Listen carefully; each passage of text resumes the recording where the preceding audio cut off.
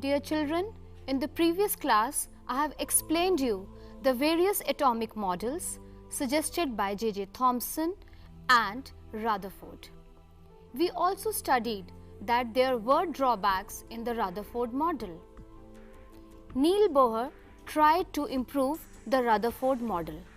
But before taking up the Niels Bohr's model, let me tell you that what historical development helped Niels Bohr to establish his atomic model. Maxwell established that the electromagnetic radiation has a dual nature, the wave nature and the particle nature. Let's see that. Light is a type of electromagnetic energy and it has a wave nature as well as the particle nature. The particle natures are known as the photons. Let's see the electromagnetic radiation.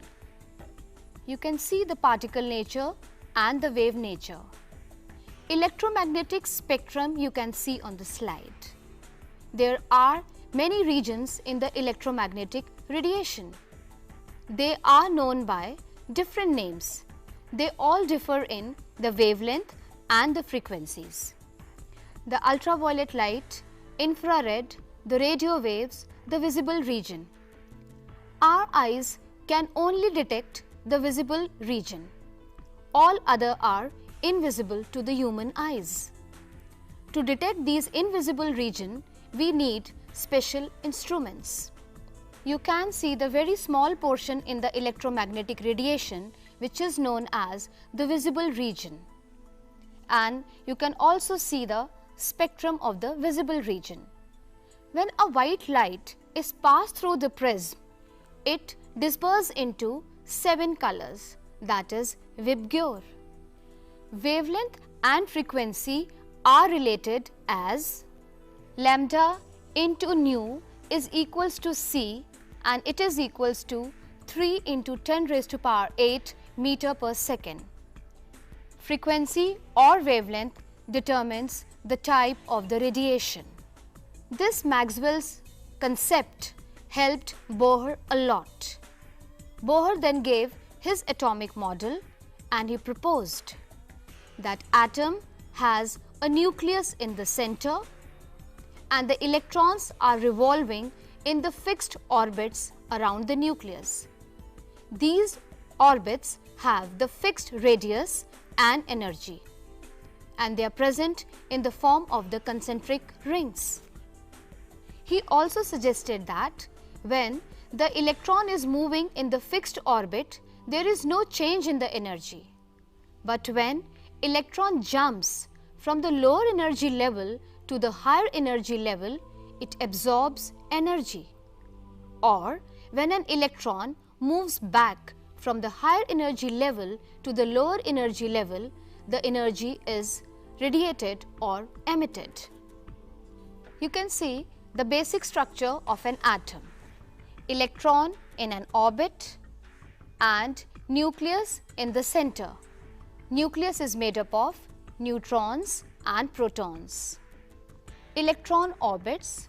Bohr also suggested that there are certain fixed orbits. They have fixed energy and fixed radius.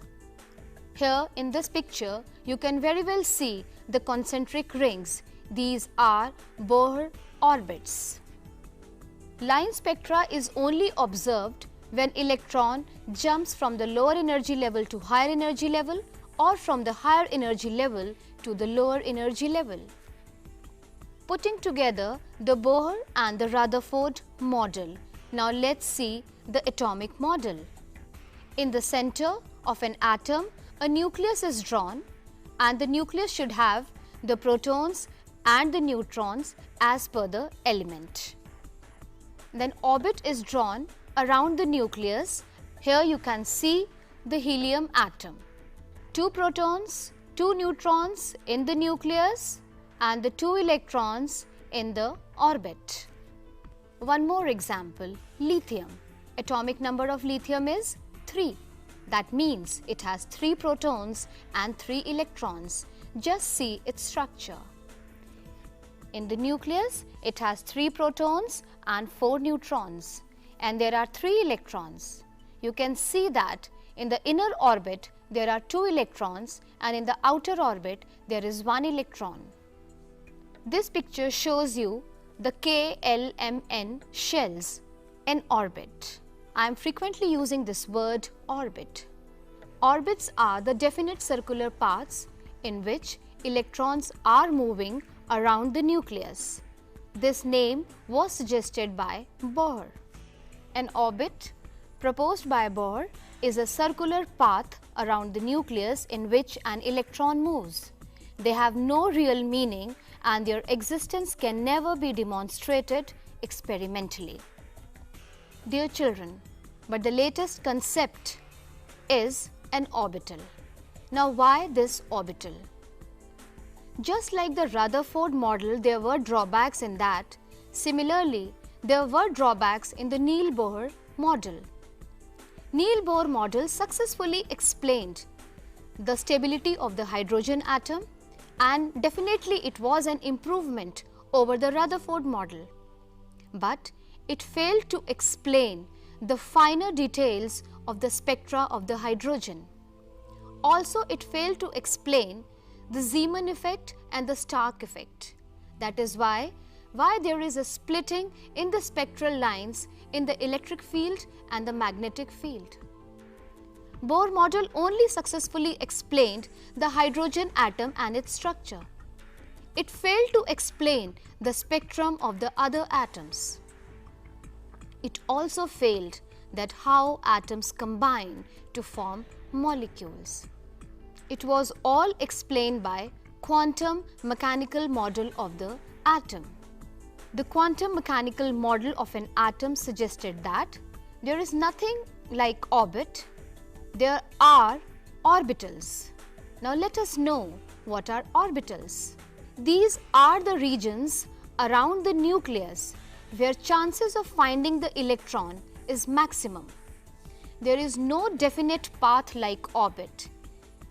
The scientists, they used to explain the atomic model like a solar system. Just like the planet is moving around the sun, similarly they thought that electrons are moving around the nucleus in the definite path. But quantum mechanical model suggested, no, there is no such definite path. There are regions where we can expect the electron to be its maximum, and these regions are known as orbitals. The orbitals having the same energy are called degenerate orbitals. There are orbitals which have same energy and they are known as degenerate orbitals. Node. There are regions where chances of finding an electron is almost nil. Such regions are known as node or the nodal surface. The total number of nodes is given by n minus 1. For example, the 2s orbital, the number of nodes will be 1. Now let me tell you the shapes of the various orbitals. The s orbital. The s orbital is spherically symmetrical. That means chances of finding the electron around the nucleus is equal in all the directions. The size of the 2s orbital is larger than the 1s orbital. The same way, the size of the 3s orbital is larger than the 2s orbital. I will discuss it later when I will explain the quantum numbers. P orbital. There are 3 types of p orbitals as per their orientations along x-axis, y-axis and z-axis. The p orbitals are designated as px, py, pz.